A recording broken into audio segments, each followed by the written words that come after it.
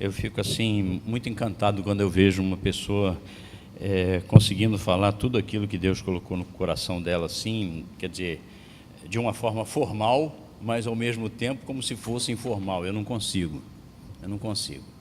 Eu me tranco no meu quarto, eu me preparo, eu estudo, eu pesquiso, eu faço todo aquele caminho. Quando tenho condições, eu uso bastante a hermenêutica, mas eu não consigo depois dizer tudo aquilo que Deus colocou no meu coração de uma forma sensata, porque eu sou muito prolixo. Eu gosto muito de conversar, de bater papo. Então, se eu começar a falar, eu vou embora. Aí eu não faço a essência daquilo que Deus colocou. Então, para eu ser fiel àquilo que Deus colocou no meu coração, eu tenho que estar monitorado por mim próprio através daquilo que eu escrevi. Estão me entendendo? Então não liguem pela minha falta de expressão ou coisa assim, não. Eu vou ler literalmente mesmo, mas fui eu que escrevi. Tá bom? Pessoal músico aí, uma vez a gente foi tocar e você sabe, né? Evidentemente a gente às vezes usa algum sampler, uma coisa assim e tal, né? E daí um camarada chegou para o nosso tecladista e disse para ele, né? Nosso tecladista era o Elber. Aí chegou e disse assim, pô, mas assim qualquer um, né? Está tocando uma coisa, está saindo outra lá, e disse, mas só que aquela fui eu que gravei também.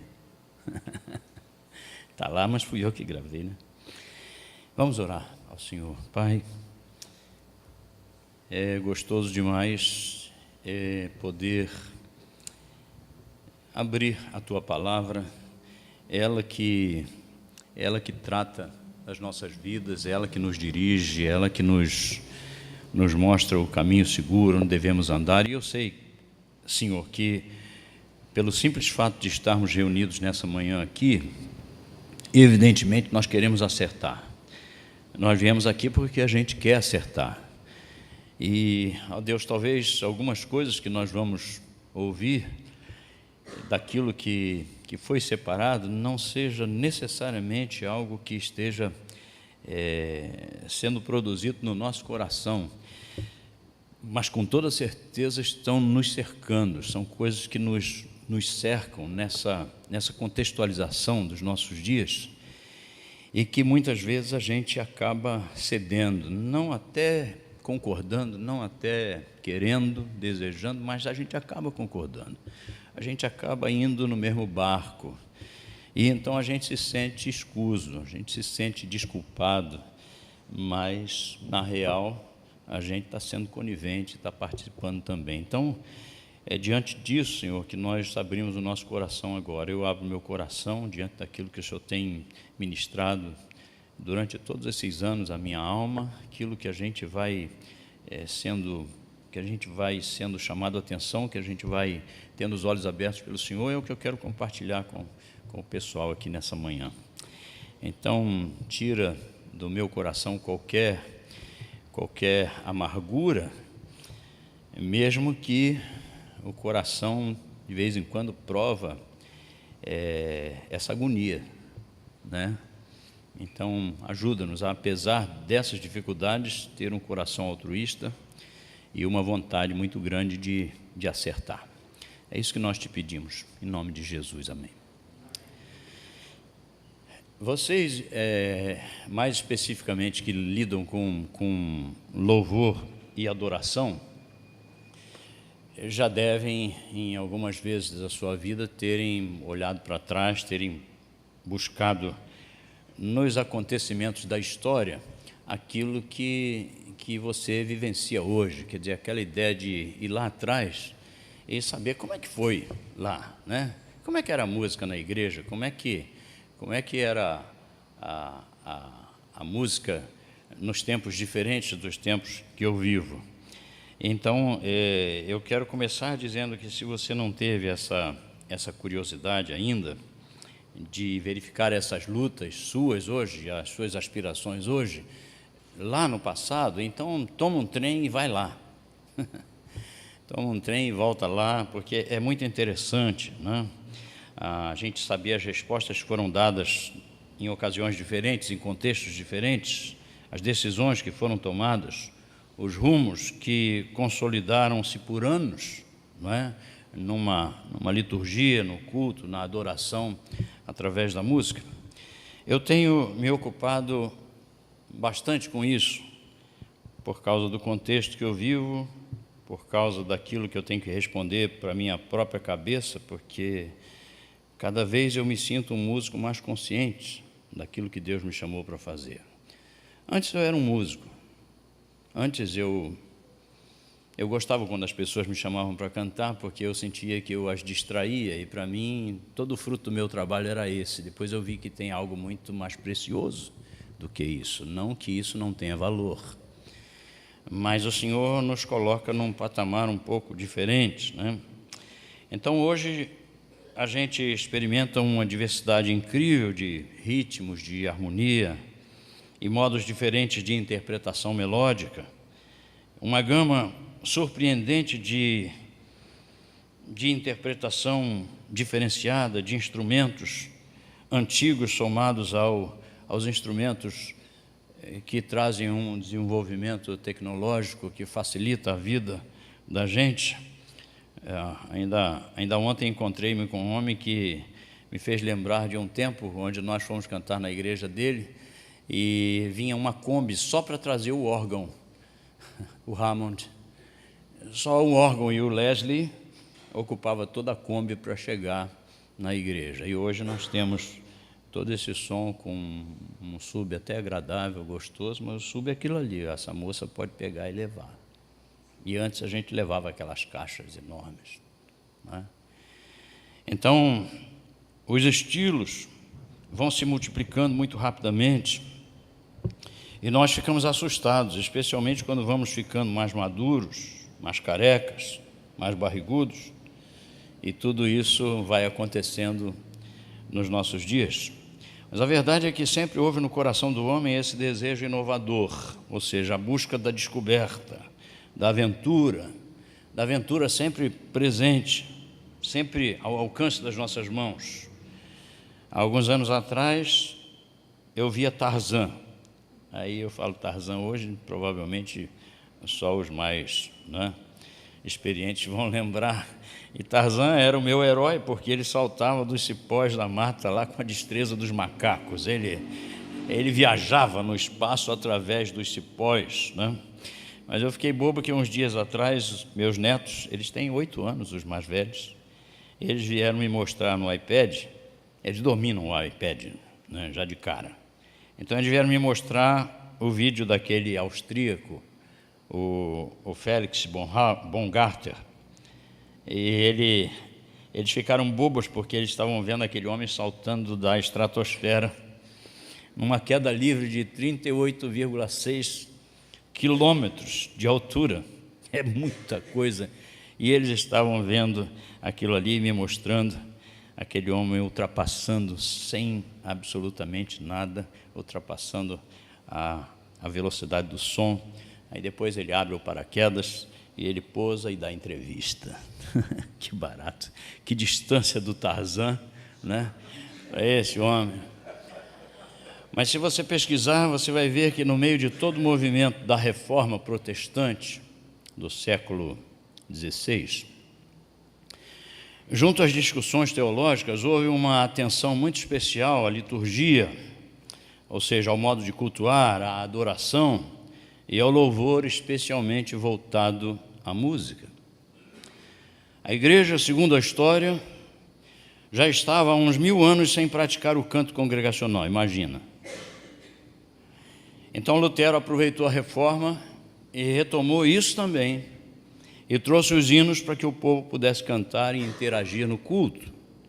Mas mesmo naquela época havia controvérsias sobre o assunto, porque a música sempre foi um assunto controverso, né? E a controvérsia estava exatamente entre Lutero e Calvino, porque Calvino pensava diferente. Calvino queria alguma coisa além, e como a reforma tinha trazido um novo evangelho baseado nas Escrituras, isso era muito centrado em Deus. Tudo que se fazia, inclusive a música, tinha que ser uma música centrada em Deus. A área litúrgica, que abrangia a adoração, também experimentou os resultados disso. E tudo que não estava de acordo com as Escrituras o que não estava centrado na adoração direta de Deus ou a Deus, começou a ser tirado. Não só as indulgências, não só as vestes especiais, mas os incensos, os sacramentos, as velas dos altares, e todas essas coisas aí que eram adereços que foram colocados ali, foram criados. Vamos fazer o culto mais bonito, né, com todas essas peças. Tudo aquilo que não casava com aquilo que a Escritura pedia, então estava sendo podado na reforma. Aí Calvino foi um pouco além nessa sua busca de resgatar uma adoração centrada na Bíblia, e por isso então ele criou o Saltério de Genebra, que vocês já ouviram falar. E talvez alguém pergunte o que é o Saltério.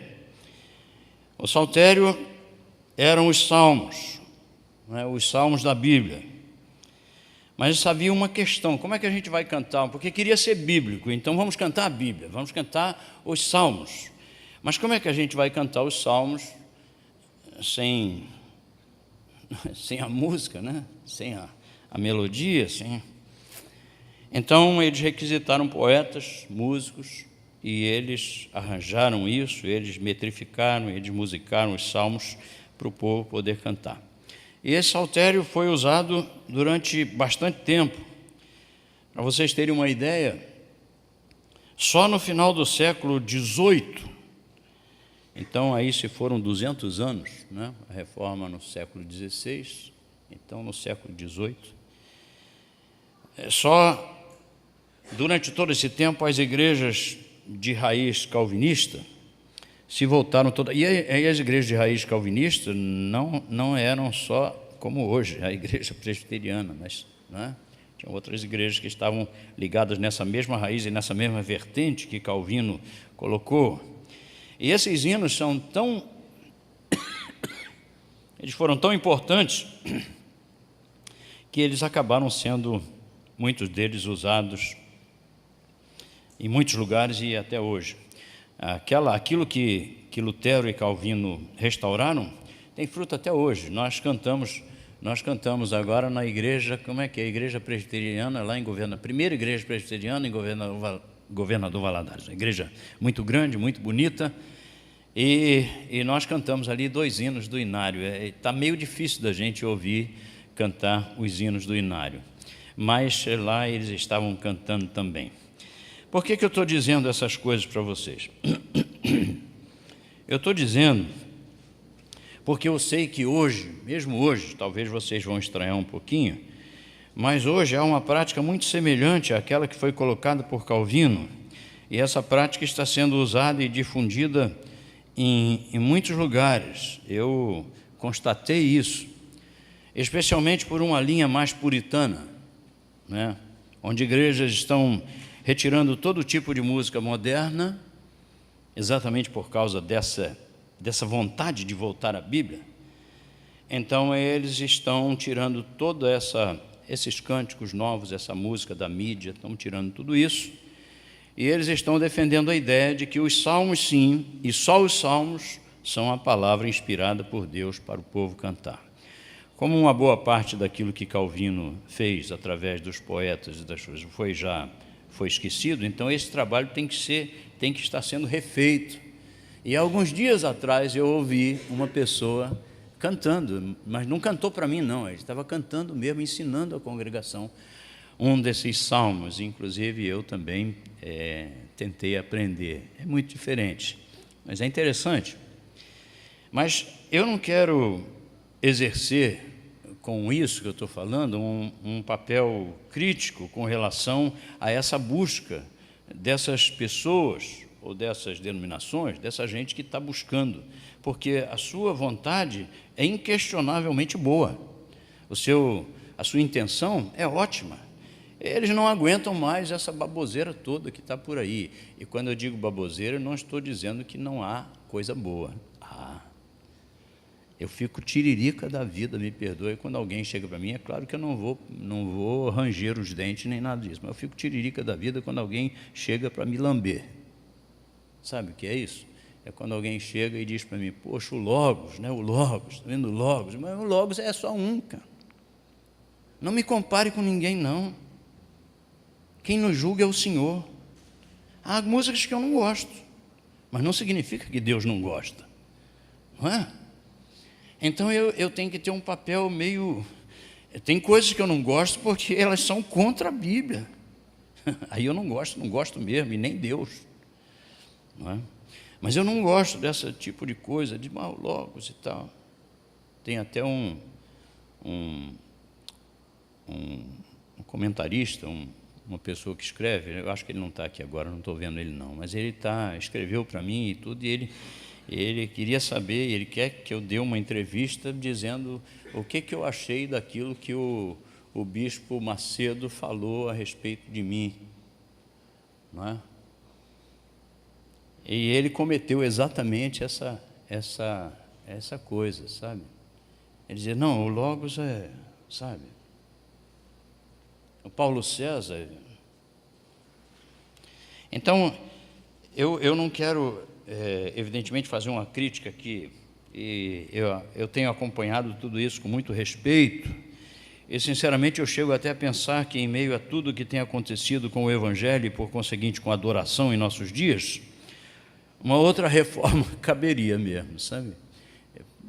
Sem dúvida, às vezes eu acho que outros luteros e outros calvinos deviam surgir, e quem sabe eles já estejam até sendo forjados mesmo pelo Senhor aqui. E eu tenho apelado aos músicos,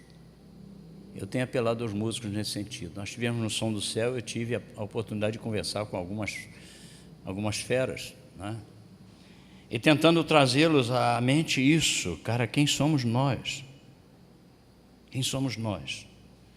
Nós estamos, sem querer ou sem perceber, usando uma máscara, ou nós realmente somos músicos do reino? E eu tenho procurado. Cara, porque em vez de você, é bonito você escrever sobre rosa, sobre plantas, sobre o mar, Deus quer isso também, é bacana, mas se o Senhor te chamou, há coisas que o povo precisa ouvir agora que são mais relevantes do que a poesia que distrai. Mas isso é com cada um. Mas eu tenho que abrir o jogo. Eu tenho que conversar com meus colegas sobre isso. Eu também quero ver um louvor mais dedicado a Deus, através de vidas que também estejam submissas a Ele. Eu também desejo ver uma adoração que não seja momentânea e passageira, mas constante, por ter se tornado um estilo de vida e não só um programa. Mas ainda assim, eu não creio que precisaremos banir a criatividade dada por Deus a tantos homens e mulheres hoje. Ou será que nós não somos tão vasos como os outros foram? Não é? Por que só os salmos de Davi e não os salvos de Zé Maria, de Aline, de João? Ou não somos frágeis como os outros foram? Ou não somos alvos da mesma graça imerecida que nos vivifica cada dia pela presença e pelo poder de Deus? Se temos sua palavra em nós, por que essa mesma palavra não pode refletir seu brilho em nossas canções? Se o Senhor nos ensinou a orar e nos permite orar em nossas próprias palavras, apesar de que nos ensinou um modelo, e nós podemos ser bíblicos ainda assim, orando do nosso jeito? Se Ele nos ensinou a compor, a escrever as nossas próprias ideias, segundo aquilo que Ele nos ensinou, porque a gente não pode ter essa liberdade? Não será melhor conduzir o que é novo aos critérios imutáveis da palavra? Claro que sim, e é isso que precisa, não é? A essa relação entre a palavra e a música é algo muito importante e fundamental em tudo aquilo que a gente tem que pensar a respeito de louvor e adoração. É só na restauração da música pela palavra que a gente vai poder voltar à genuína adoração. Eu queria ler com vocês um texto que eu separei para isso. Está em Levíticos 10. Se você puder acompanhar aí, Levíticos 10, 3 versículos. para a gente pensar um pouquinho nesse tempo aqui. Aqui diz que Nadab e Abiú, filhos de Arão, tomaram cada um o seu incensário e puseram neles fogo, e sobre este incenso eles trouxeram fogo estranho perante a face do Senhor, o que o Senhor não lhes ordenara. Então saiu fogo de diante do Senhor e os consumiu, e eles morreram perante o Senhor. E então Moisés falou a Arão: isto é o que o Senhor disse.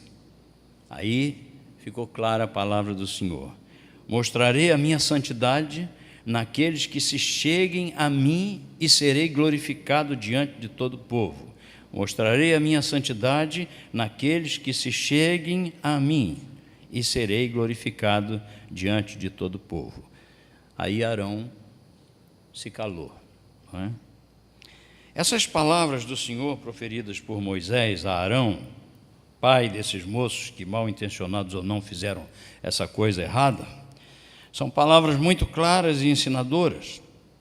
A glória de Deus será mostrada na terra através de pessoas que estão achegadas a Ele.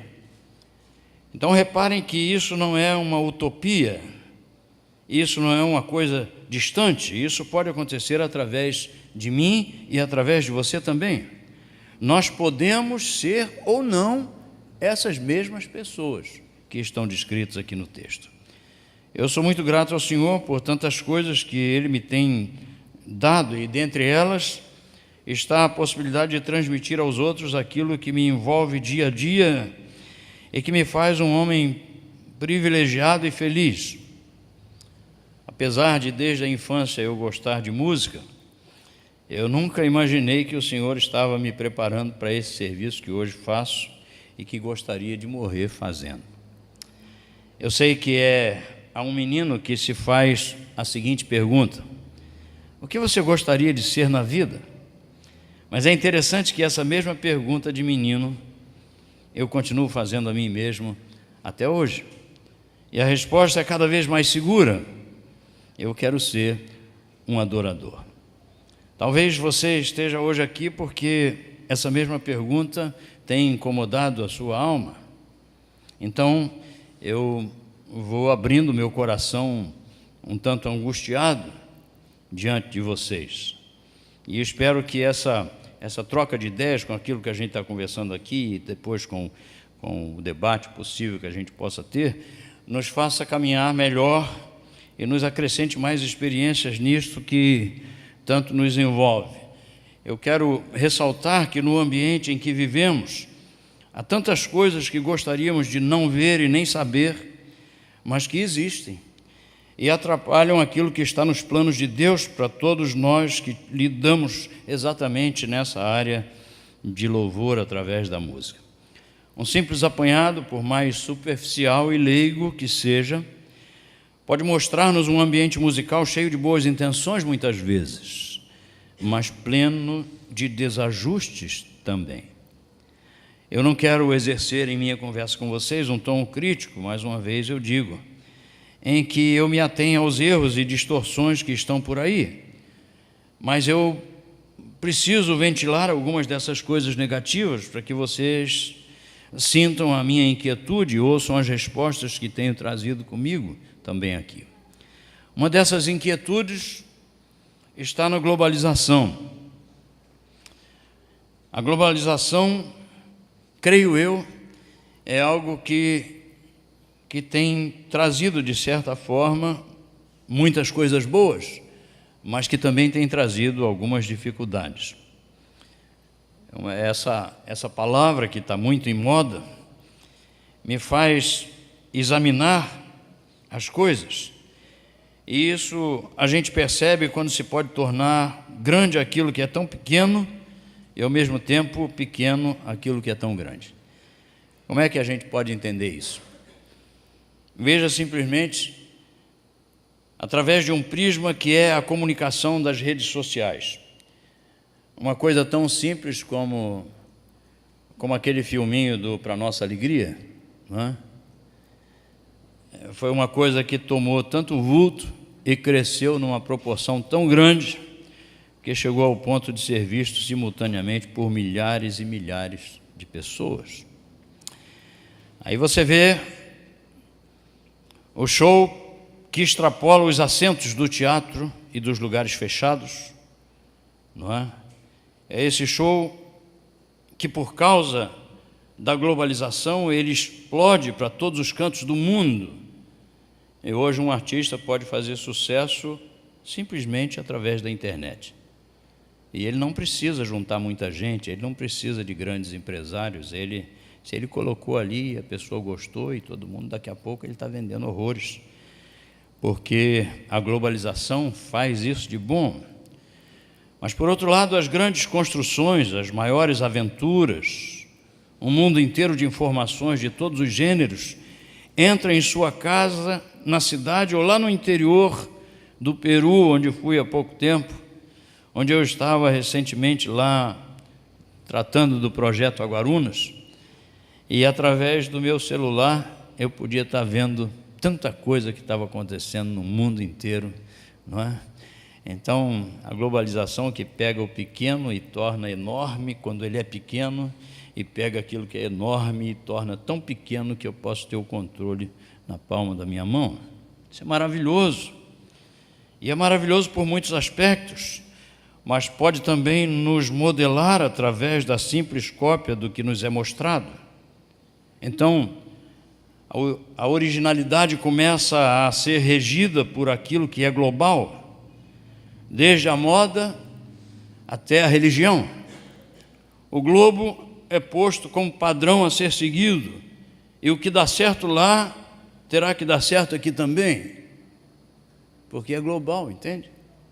Então a gente copia, a gente perde a originalidade.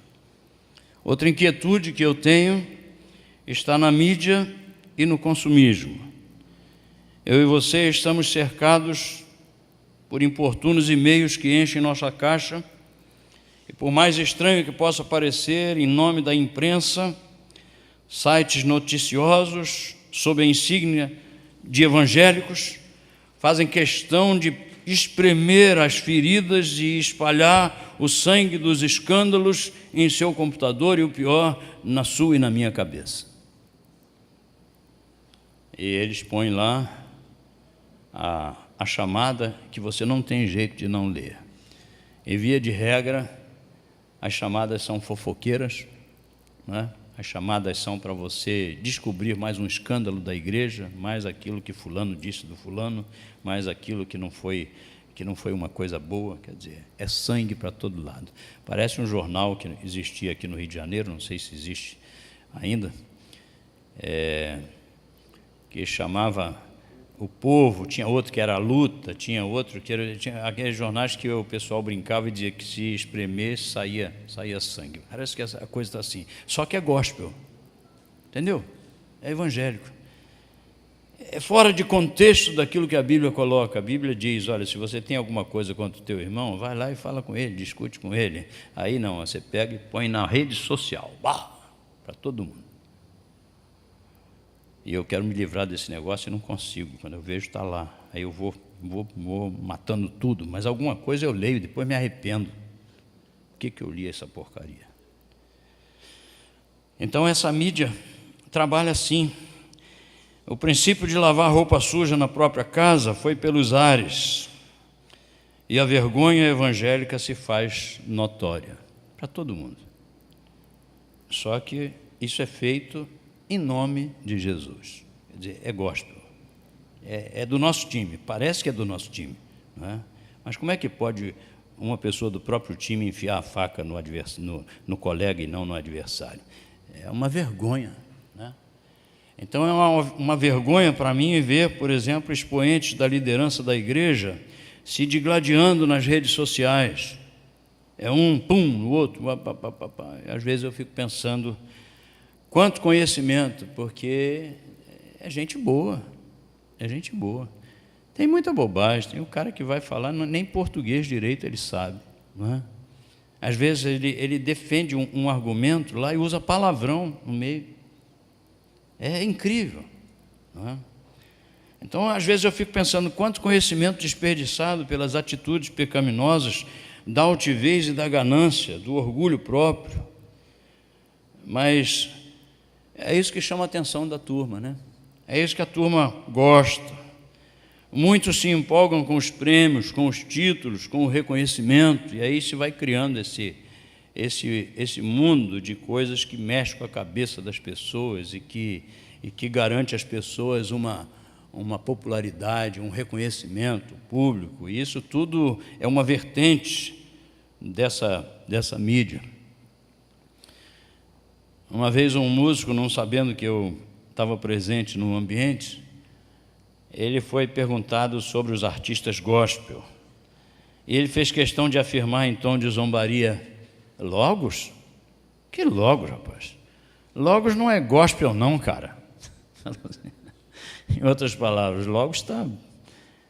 Só que ele não sabia que eu estava lá, e as pessoas que sabiam que eu estava ficaram vermelhas, né? E então eu me levantei calmamente e disse para ele: você tem toda a razão, meu caro. O Logos não é gospel mesmo, pode ter certeza. Essas coisas acontecem.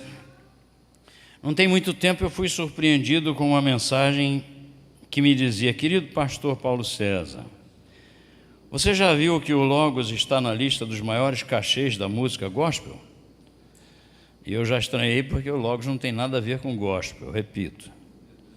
Mas ao ler aquele e-mail eu fui tentado a ver a tal lista, porque quem não seria tentado a ver essa lista, né?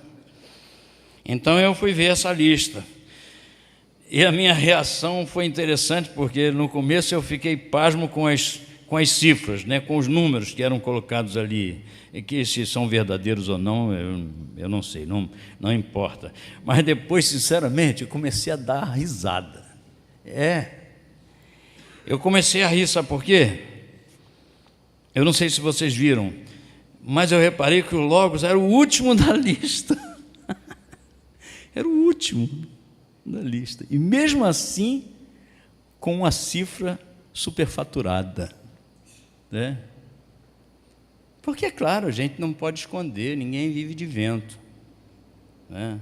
Eu tenho a minha família, eu tenho uma vida muito simples, eu vivo de maneira muito simples, e os recursos que o Senhor me dá como missionário, não como diretor de uma missão, mas como missionário, eu vivo exatamente como missionário. Eu não tenho sustento previsto, eu não tenho nada disso, não tenho seguro de família, não tenho nada disso. Uma vez o Senhor falou comigo, e é o Senhor da Bíblia. Ou eu creio nessa Bíblia ou eu não creio. Para mim, o mesmo Deus de ontem, dos discípulos, é o Deus de hoje. É a mesma coisa. Não é porque a sociedade mudou que meu Deus mudou. Ele disse para mim: você faça o meu trabalho, e assim como eu cuido dos passarinhos e dos lírios do campo, está escrito lá, eu cuido de você. Não esquenta a cabeça com isso não, pode deixar que eu cuido. E eu tenho deixado, e Ele tem cuidado. Eu não nego que de vez em quando vem uma preocupação, eu não estou aconselhando isso para ninguém.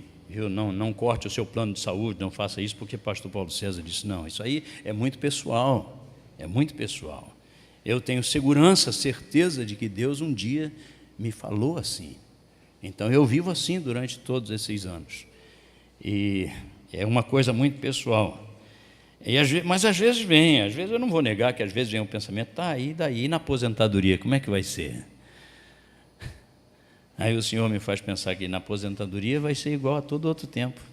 Ou você acha que quando você estava na barriga da sua mãe você fazia alguma coisa? E quando você era neném, você fazia alguma coisa? E quando você foi adolescente, os seus pais não ajudaram? E se não fossem os seus pais, não seriam outro? Então, não sei o quê. Eu estava um dia eu tenho que dizer algumas coisas que estão fora aqui, mas eu estava um dia num congresso da Vinde, um dos últimos congressos da Vinde, na verdade o penúltimo, que eu fui no penúltimo e no último. Então eu estava lá e tinha um pregador, não me recordo o nome dele, sei que ele era um homem bem forte assim, e ele era lá de um desses países aí, próximo de Israel. Então, Isso, doctora, exatamente. Então, aquilo foi um negócio impressionante, sabe? Eu nunca mais vou me esquecer disso. Sabe por quê? Porque quando os pastores estavam falando, de repente o Dr. Orion disse isso, que ele era um homem que vivia assim pela fé e tudo, e que até para ele vir para cá, foi providência de Deus, para ele vir para o congresso. Ele citou essas coisas, e os pastores ficaram com olhos arregalados. E como ele percebeu essa inquietude dos pastores, aí, e do próprio Caio Fábio, que estava do seu lado, ele virou para o Caio e disse: Caio, você me conhece há quanto tempo? E o Caio disse: eu conheço E disse lá, um pouco tempo, talvez 2, 3 anos no máximo. E ele disse: e você me conhece há esse tempo. E você me ama, Caio Fábio?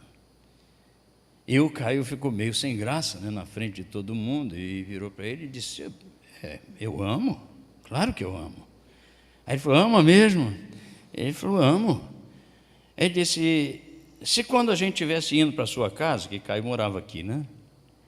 E se quando eu estivesse indo para a sua casa, ali perto da Vinde, sei lá, se eu fosse atropelado por um carro ali na rua e meu corpo estribuchasse lá no chão, eu estou muito longe de casa, não daria nem tempo de levar o meu corpo para lá, antes que... O que você faria, Caio Fábio? Você me deixaria estatelado lá, ou você me pegaria e faria um funeral digno? Aí o Caio não pestanejou. Ele disse: não, é claro que eu não o deixaria lá, eu pegaria e me comunicaria com a sua família e nós faríamos um funeral digno, com toda certeza. Aí ele virou-se calmamente para o Caio e disse: e você é só Caio Fábio. Se você, que é só Caio Fábio, faria isso por mim, o que você acha que o meu Deus faria? Então, eu acho que essas coisas são muito importantes para a gente perceber dentro do contexto, mesmo que seja o contexto musical, as nossas visões, não é? Então, eu, quando vi o meu nome lá no final da lista, e ainda com não é a cachê, mas com a oferta, eu fiquei pensando: puxa vida, que bom que a gente está aqui no fim dessa lista. As necessidades nós temos, as igrejas vão nos ajudar, aqui vai ajudar também, eu sei. Eles sabem que o homem do posto lá não põe a gasolina de graça ou o diesel de graça. Mas não é uma loucura correr atrás disso. É um resultado do sustento de Deus que vem, e vem de várias maneiras. Eu podia ficar aqui contando para vocês N experiências nesse sentido com relação ao Logos. Muitas delas os meninos nunca souberam. Mas a mídia vira a cabeça da turma. Você sabe que tem pastores evangélicos, e eu não cito nomes, mas você lê sobre isso e sabe. Há pastores evangélicos beijando os pés de uma emissora de TV, porque ela está contratando artistas gospel e promovendo grandes shows para todo o Brasil. Eles acham que ela está se convertendo ao Evangelho. Né? São Jorge que o diga. E a Bíblia diz: quem não é por nós é contra nós, cara. Não adianta, água e óleo não se mistura de jeito nenhum, ou é daqui ou é de lá. Né? Quem comigo não ajunta? Então, não é o Evangelho que é importante para eles, com toda certeza, é a grana, é o dinheiro. E esse tipo de evangelho de hoje está produzindo dinheiro. Então não é porque eles morrem de amores por nós, não é porque eles queiram difundir o evangelho, eles querem a gaita, eles querem a grana, não é? Mas tem muito pastor beijando os pés deles lá. Então, talvez alguns de vocês possam estar pensando: você fala assim porque não foi convidado. Não, é o contrário. Eu não fui convidado exatamente porque eu falo assim. Então me diga uma coisa: será que já vendemos tudo para comprar o terreno da pedra preciosa? Viu onde eu estou me referindo, né? Ou estamos torrando a pedra preciosa para comprar uma porção de outros terrenos vazios? Hein? Outra coisa que me inquieta é a síndrome do novo. Parece que um desejo benéfico de inovar está gerando o resultado maléfico de descartar. E se isso fosse só no modelo do carro, tudo bem? Ou no tipo de cabelo, para quem pode, seria também uma coisa interessante, não é? Mas quando eu penso na igreja, quando eu penso no culto, quando eu penso nos cânticos, então é incrível como às vezes, ao chegar na igreja, na minha própria igreja, eu não tenho a menor chance de cantar o hino que a igreja está cantando. O hino não, o cântico que a igreja está cantando. Porque o cântico de um mês já não é mais tolerado no outro mês. Não é? Já mudou. Já tem um novo sucesso que a rádio está colocando na cabeça das pessoas, porque a gravadora está colocando na cabeça da rádio, e essa coisa toda, né? Já tem um novo groove que precisa ser usado, é diferente. O cara aprendeu ele na escola e agora aí vem. Aí aquela outra música não, porque não tem, mas tem que botar isso que é agora aqui, ó. É uma outra jogada aí. Mas me inquieta também, meus irmãos, a falta de ética no nosso meio. As denominações se rompem, as igrejas se fragmentam, e isso eu não estou escrevendo por estar aqui, não. É porque eu estou vendo isso no Brasil inteiro, para todo lugar que a gente vai. Eu tenho que, muitas vezes, segurar o rabo desse foguete com pastores. Então, as doutrinas causam enfado, não é? Ninguém quer mais saber de doutrina, não. Ontem eu fiquei super feliz, sinceramente, sem demagogia alguma. Ontem eu fiquei super feliz quando eu vi a rapaziada chegando em cima do pastor. Eu queria também, e eu estava lá em cima. Eu falei, graças a Deus, alguma coisa está mudando. Porque o contrário seria normal, seria todo mundo ir em cima do músico. Todo mundo em cima do músico, fotografia, tirar, assinar, babá. Não, o pregador veio, ele pregou aí, a gente aguentou, e ele sentou ali e pregou. Mas que bom! Houve um tempo em que as igrejas lotaram para ouvir a pregação, não tinha... Tinha música também, tinha, mas as pessoas vinham por causa da palavra. O desejo da palavra de Deus é que movia as pessoas a virem. Mas hoje é o contrário. Então isso que aconteceu aqui ontem foi mosca branca, eu senti. Ó, o olho do velho percebeu. E eu fiquei feliz da vida, digo, graças a Deus, ninguém veio me abraçar, porque eles foram em cima, eles receberam a palavra com avidez, e eu fiquei feliz da vida com isso. É verdade, não é demagogia, não.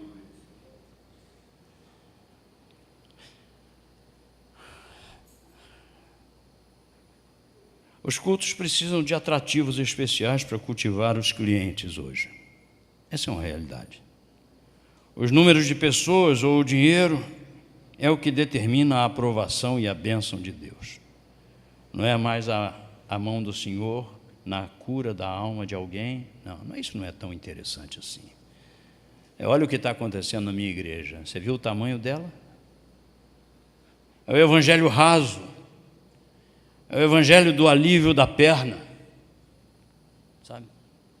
É o evangelho do alívio da cabeça, do alívio do bolso. É esse evangelho que tem ganhado quórum nos tempos cada vez maiores. Ninguém é conduzido ao arrependimento que salva eternamente. Não.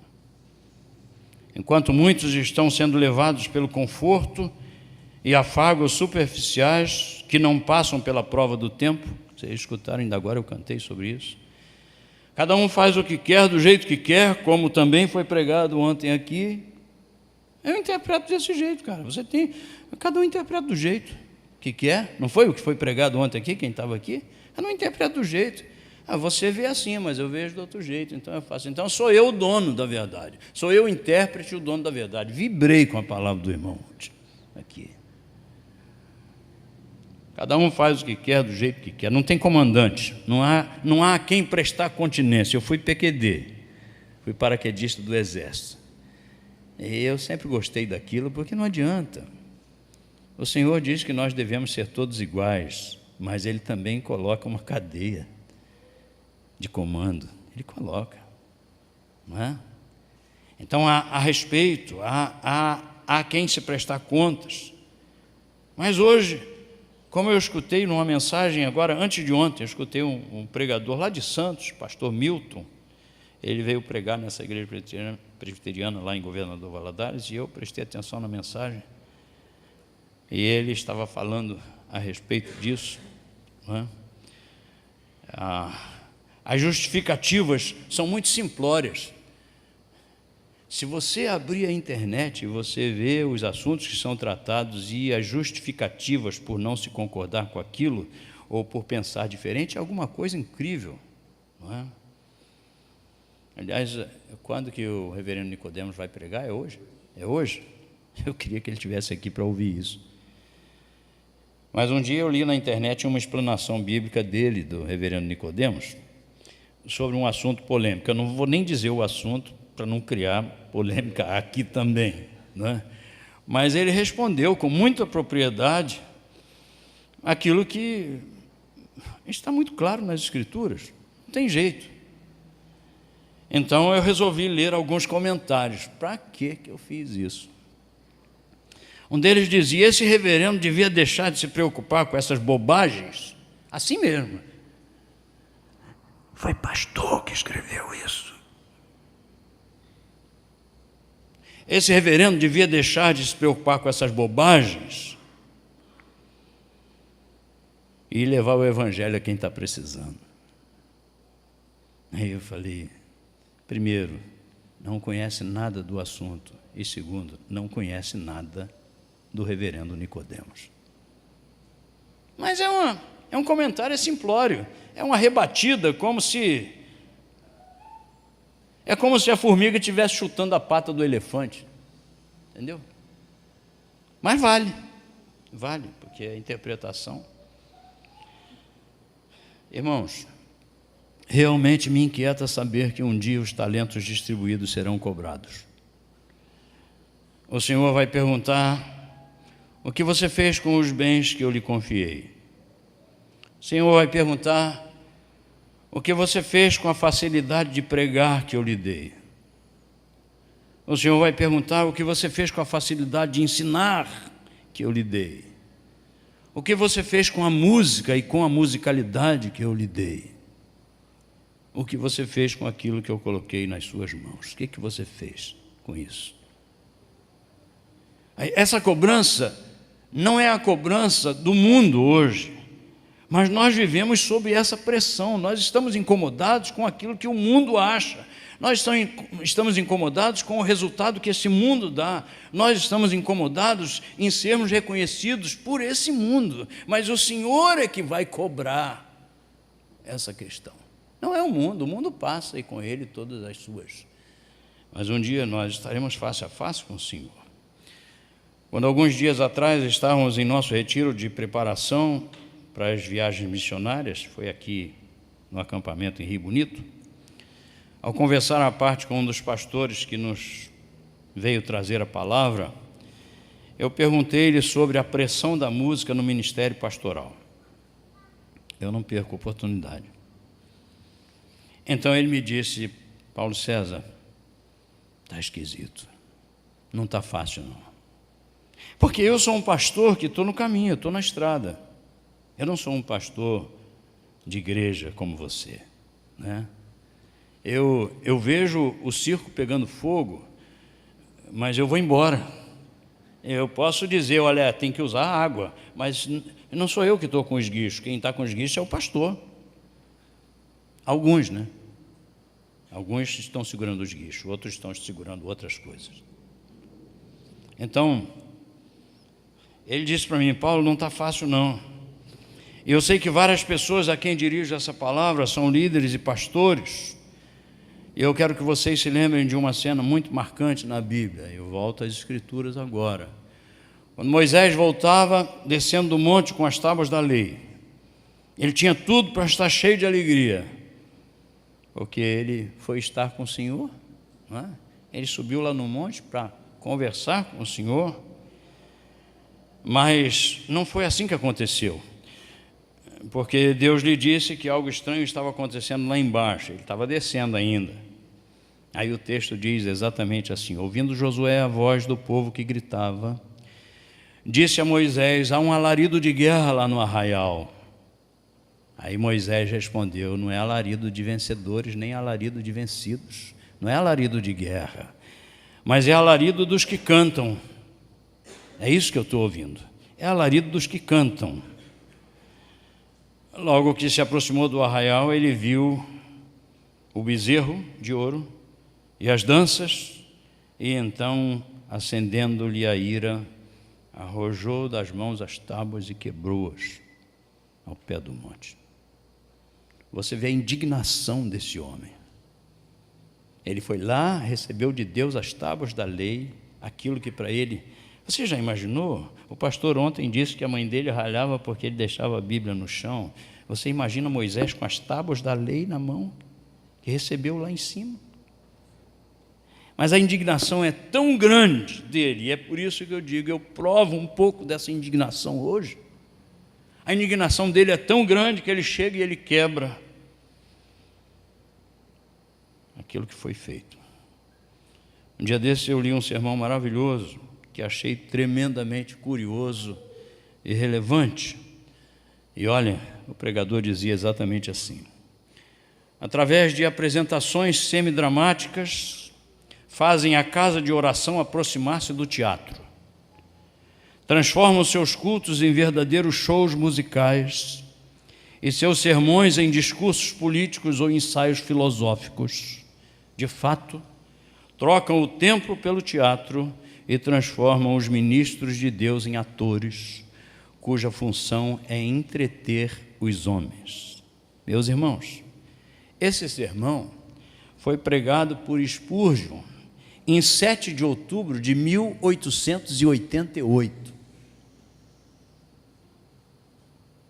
Se não tivesse essa data, eu diria que foi um pregador que teve a coragem de pregar isso hoje. Mas foi pregado em 1888. Quando li esse sermão, eu lembrei-me que quando Lutero publicou as 95 teses, deflagrando a reforma, era o ano de 1517, ou seja, 496 anos atrás, né?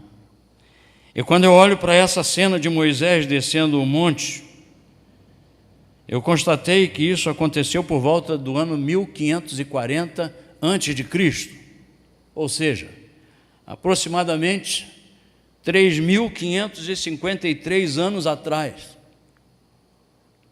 Então eu percebo o quanto esse problema é antigo, mas o quanto ele é moderno também.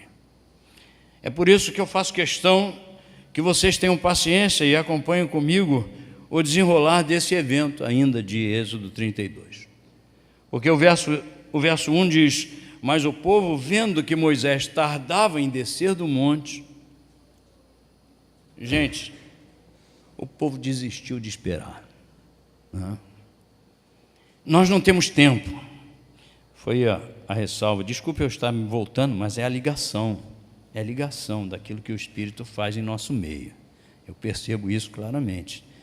Ontem ele falou com seminaristas, com pastores e com estudantes da palavra que não tem tempo, porque precisam da sua manutenção, aí trabalham o dia inteiro. Você já imaginou o cara trabalhar o dia inteiro? Talvez seja você, né? Trabalha o dia inteiro, depois tem que ir à noite para o seminário, aí pega um professor como Paulo César, fala manso, tranquilo, não pula, não dança, e você está ali, não se aguentando mais, mas tem que ouvir a palavra na classe. As pessoas não aguentam mais esperar, tudo é muito rápido, tudo é muito... É por isso que está tudo enlatado. O pastor, se ele bobear, ele não precisa estudar, ele vai na internet e pega o que alguém já falou, dá uma mudadinha, coloca ali, pronto, está feito. Ninguém vai saber isso. Mas fazer exegese, buscar, fazer pesquisa. Aí você diz, mas não tenho tempo. Mas às vezes, e eu falo isso por mim mesmo, aquilo que ele falou ontem, quantas vezes eu sinto necessidade, ganhei um livro agora, que eu ganhei um livro, está ali e tal, eu estou louco para ter tempo para ler, e vai ser um livro que eu quero devorar de... Igual um livro que eu peguei esses dias do Charles Swindoll, e eu quero pensar com vocês aqui, que livro, meus irmãos, que livro, para os nossos dias. Acho que se eu pudesse, eu arranjava grana e comprava esse livro para distribuir gratuitamente para todos os pastores que eu pudesse. Quem quiser saber, depois vem me perguntar. Não vou jogar no ar, não. Vem me perguntar que eu mostro direitinho depois. Então, a gente quer as coisas muito rapidamente. E as pessoas lá esqueceram da liderança e quiseram resolver do seu jeito, porque é fácil, né? Todo mundo tem essa liberdade. Lembra do que a gente falou da síndrome do novo? Nós não sabemos mais esperar. A fé está com pernas muito curtas e o tempo está limitado por nós. É a gente que limita, inclusive, o tempo com o Senhor. Não é mais Deus o dono do nosso tempo, somos nós. Eu acho que eles estavam pensando exatamente, Moisés está demorando demais nesse serviço. Quem sabe Deus esteja ocupado com outras demandas lá e ele está na fila esperando para o Senhor atendê-lo. E nós não podemos ficar aqui nesse lenga-lenga aqui esperando esse tempo todo. Então o texto diz que o povo acercou-se de Arão e lhe disse, levanta-te, faze-nos um Deus, você não é o nosso líder agora, faze-nos um Deus que vá adiante de nós. Porque quanto a esse Moisés, agora ele não é mais o líder, a esse Moisés, já perdeu a sua. Demorou, já perdeu. Então, esse homem que nos tirou da terra do Egito, nós não sabemos o que lhe aconteceu. Deus perdeu o controle. Não é mais o soberano. Então veja que coisa interessante. Na falta de fé genuína, porque eles olhavam para Moisés como um mito do Mar Vermelho, aquele que nos fez atravessar, né? Eles não tinham conhecimento de Deus pessoal, então o que eles fizeram? Eles pressionaram o líder, e o líder foi na conversa deles. Pastor querido, meu colega de ministério, de trabalho, você acha que o que fizeram com Arão não vão fazer com você? É claro que essa cena se repete hoje também. Mas qual foi a atitude de Arão diante dessa pressão? Ele rejeitou a ideia totalmente? Ele disse negativo. Que fazer bezerro, coisa nenhuma? Não. O que ele fez? Ele fez uma média. Ele cedeu por um lado e segurou do outro. Por que eu creio que isso aconteceu?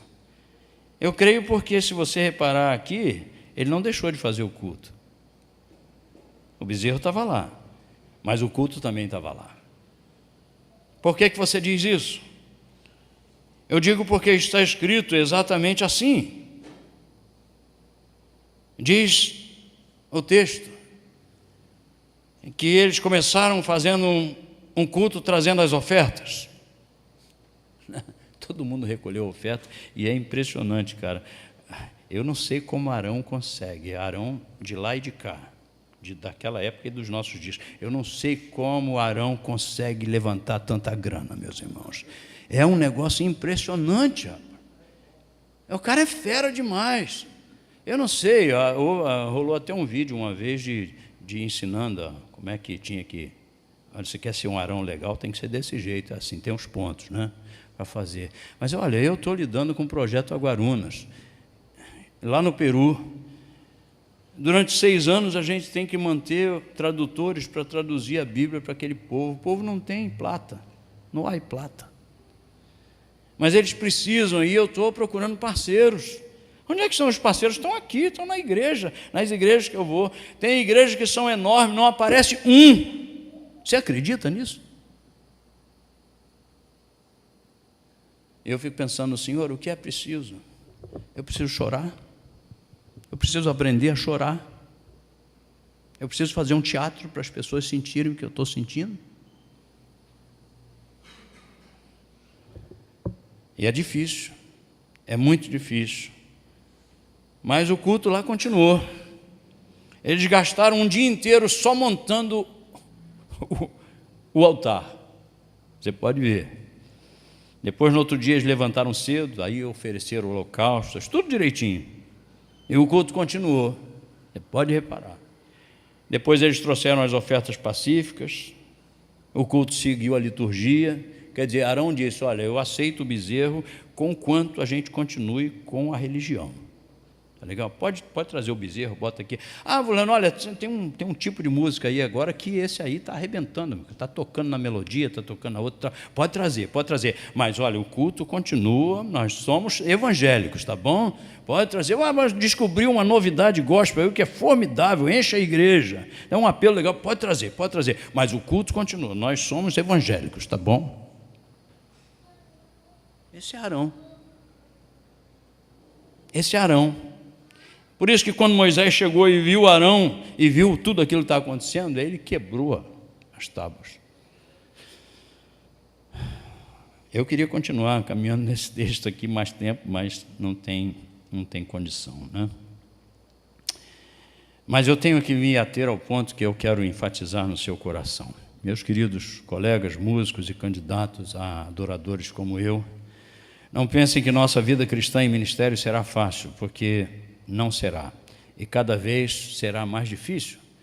O que precisamos entender é que não temos só um inimigo que nos cerca bramindo, mas temos um inimigo que está dentro e fora de nós. E esse inimigo é o mesmo de 3.553 anos atrás. É o mesmo de 496 anos atrás. É o mesmo de 125 anos atrás, da época que foi escrita aquela mensagem de Spurgeon. Ele é o mesmo de hoje. E o seu nome, sabe qual é? Ídolo. Não tem nada a ver com o programa. Mas o nome desse inimigo é ídolo.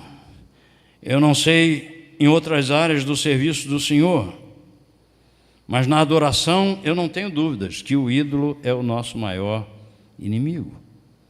O ídolo sempre será o nosso pior inimigo, mas não pensem que ele é um bezerro, não. O diabo não seria tão descarado e tão burro. Não, eu não faria um bezerro de jeito nenhum, pastor. Eu fazer um bezerro? De jeito nenhum. E eu sei, você não faria um bezerro, nem eu faríamos, nós não faríamos um bezerro. Mas esse ídolo poderá ser a sua própria imagem, sabia? Não será você, mas pode ser o que você muitas vezes vai querer exaltar em você mesmo. Seu ídolo interno poderá ser sua própria busca de reconhecimento, poderá ser sua autoavaliação de si mesmo. O seu ídolo interno reclamará com você mesmo. Ele o aconselhará exatamente assim: diga para você mesmo que você é muito bom. Rapaz, você já imaginou? Na igreja hoje tem essa mania, né? Diga para a pessoa que está do seu lado. Nós fomos numa igreja que tinham 6 pregadores. Quer dizer, 6 pregadores. Tinham 6 líderes. Aí então, o primeiro veio e os outros 5 não estavam dando a mínima para o que o primeiro estava falando, o segundo também a mesma coisa, era só que cada um tratava de divertir o povo e de chamar a atenção, e cada um melhor do que o outro, para dominar a plateia, né? Mas só que por não ouvir o que o outro tinha feito, eles repetiam as mesmas coisas, era um negócio assim meio idiota, né? Aí eu estou sentado lá, porque a gente foi cantar, né? E aconteceu tanta coisa naquele dia que eu disse, meu Deus do céu, eu tenho que guardar esse endereço, eu tenho que colocar esse endereço no GPS, aqui nunca mais. GPS, Mas uma igreja enorme, lotada de gente até pelos... né? Aí o camarada, o primeiro que chegou, disse assim, olha, vamos ficar de pé, gente, porque é animação, precisa de animação, né? Sem animação o Espírito Santo não está com nada. Aí Aí levantava, vamos ver. Então vira para a pessoa que está do seu lado e diz, eu te amo. Aí tinha um cara do lado de Nilma. Aí o cara virou para ela e disse, eu te amo. Aí um abraço. Aí tudo bem. Aí chegou o segundo, depois vamos aí vira para o seu companheiro e diz, eu te amo em Cristo Jesus. Aí mais uma vez o marmanjo pegou Nilma e tchau. Aí, rapaz, aí eu olhei, eu digo, bom, segunda vez, né? Faltava, rapaz, mas aí não deu outra, adivinha? Quando chegou o terceiro, que não tinha prestado atenção no que o outro tinha feito, aí ele chegou do mesmo jeito, e disse, então você vai, eu entrei no meio. Aí entrei no meio, eu digo, não, tá bom, amigo, eu já sei que você ama minha mulher. Entendeu? Já está tudo legal, já mas tá tudo tranquilo, né?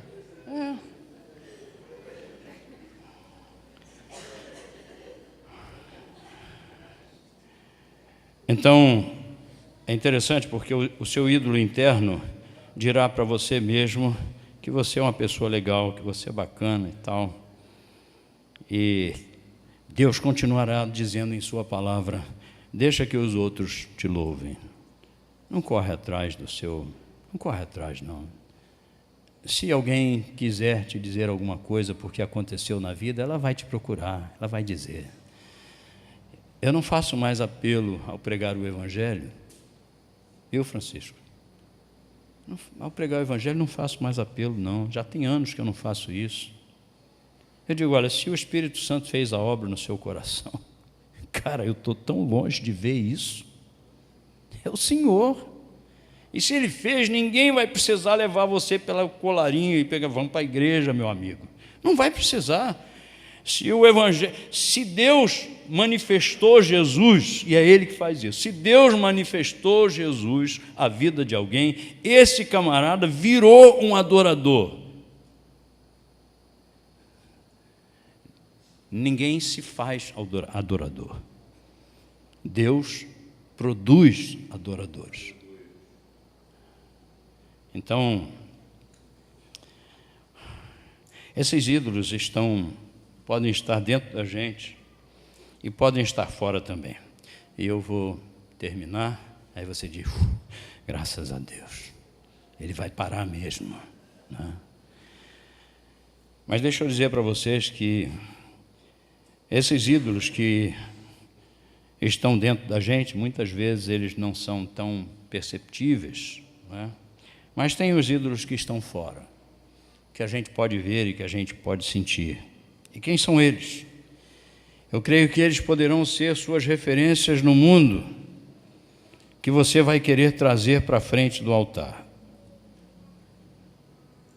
É aquilo que você viu lá fora, que deu certo lá fora, que a mídia aplaude lá fora, é aquilo que os outros aplaudem lá fora, é aquilo que enche os olhos dos outros lá fora, e você diz, deu certo lá fora, deixa eu trazer para a igreja que vai dar certo também.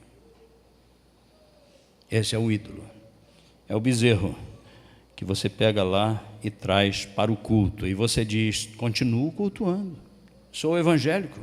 Essa igreja é uma igreja de tradição, é uma coisa, mas o bezerro vem, um bezerrinho aqui, outro bezerrinho lá, outro bezerrinho de lá.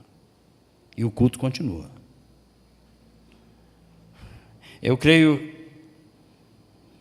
que esses ídolos poderão ser trejeitos e manias dos hits do mundo musical. Poderão ser efeitos e truques de palco do mundo do show. Uma vez eu estava no estúdio gravando, aí tinha um produtor secular. E aí o produtor disse, nossa, rapaz, essas músicas são caramba, porque ele estava quieto lá ouvindo, estava escutando, né? Aí ele veio e elogiou pra caramba e tal, aí me abraçou e tal. Eu nunca tinha visto o homem, né? Sabia que ele era um cara famoso desse aí e tal. Mas aí ele disse, agora só falta uma coisinha, cara. Você só precisa colocar aí uma música assim, uma música de mais pega, entendeu? Você precisa colocar uma música assim de é uma música mais para cima, entendeu? Aí você colocando isso aí, cara, vai ser sucesso.